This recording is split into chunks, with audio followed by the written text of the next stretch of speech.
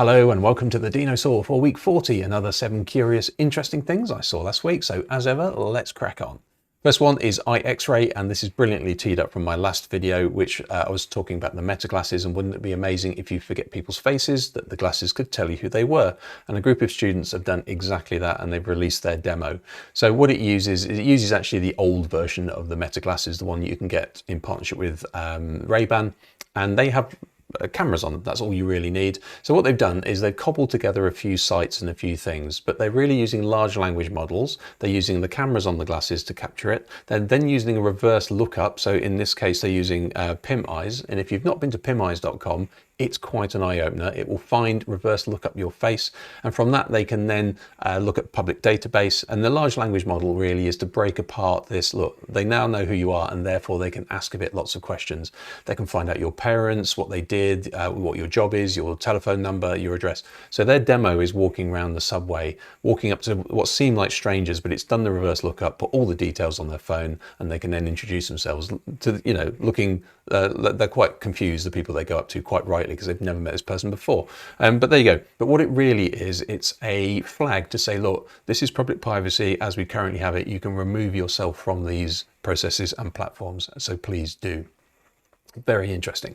This is Palletrone. This is an automated levitating shopping trolley, I guess. And what they've done is they've put a giant drone with what looks like a breadbasket on top of it. But the motor control in this is really interesting. So not only will it maintain its distance above the ground, but also as you push it, it can deal with the interference of that as well. And likewise, if you then put something on top of it, it can deal with the extra weight or lack of if you take something off it. So I think that's really interesting. So we probably won't see this in supermarkets, but imagine this taking the goods from the lorry to your house up some steps, where all of a sudden you don't have to push stuff up hills, which is very interesting. Uneven ground, great. Getting into festivals, even better.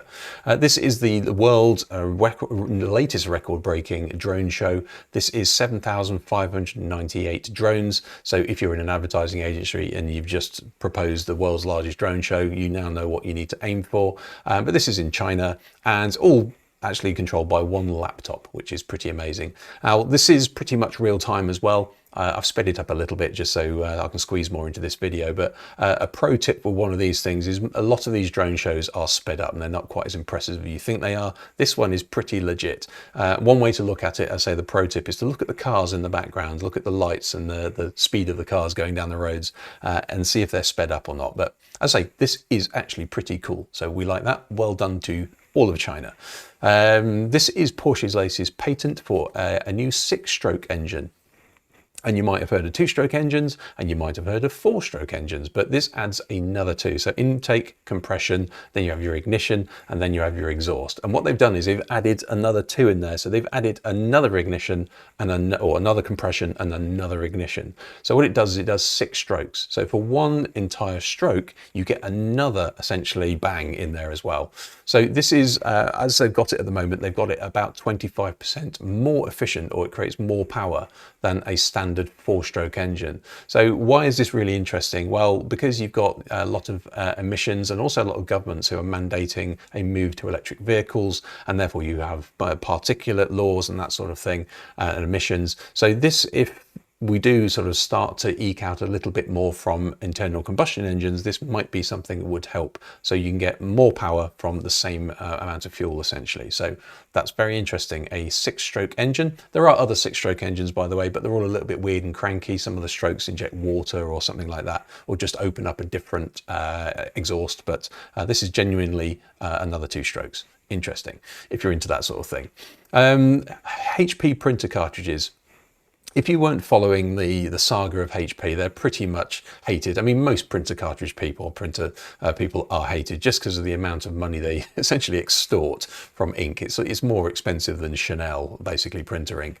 So this is a YouTuber, Jay Summit, who's really just revealing how remanufactured cartridges get away with it. How do they work? So there's this intermediate board you can see in there. So the cartridges have a little, essentially an interface on there that or a chip that tell the printer that it's legit. So these little interface boards sit in the middle and they intercept the legit stuff and they turn it into basically, yeah, don't worry about this one. I know it might look like it might be remanufactured, but it's totally legit. Obviously HP aren't happy about this and they're going to brick any printer that seems to be using these, but it's a bit of a war going on really to try and make sure that your printer can actually use cheap ink. So HP, that's quite interesting. Obviously this is totally illegal and you shouldn't be doing that, but if you do need to do it, that's how it's done.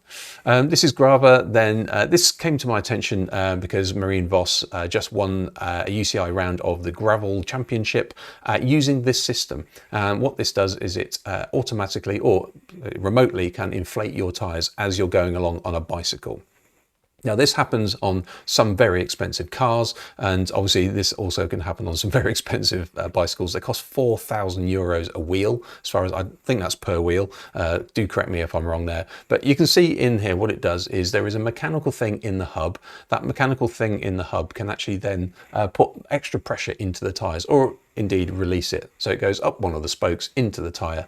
Now the reason this is interesting is that if you're in something like a gravel championship, you've got loose gravel and then maybe you've got a series of tarmac elements or the stages, in which case you can lower your pressures or you can increase your pressures and therefore get faster. Now this was released a couple of years ago. I think somebody's already used this in a race, but there you go. Marianne Vos has won a race in it and therefore that came to my attention. This is cool. I like it. And finally we have the basically the best urban bike you're going to see. This is Frankie Lampina, best known for his videos of his big bottom basically, but he's shown this really amazing electric vehicle. So you just park it wherever you want, nobody's going to nick it. It just looks like one of these electrical cabinets with graffiti on it. So really like that, more of that urban camouflage, I guess, much to everybody's hilarity. So very good, nice, like that. If you like these, then please do subscribe. If you haven't already, you know what to do, and I'll see you next week.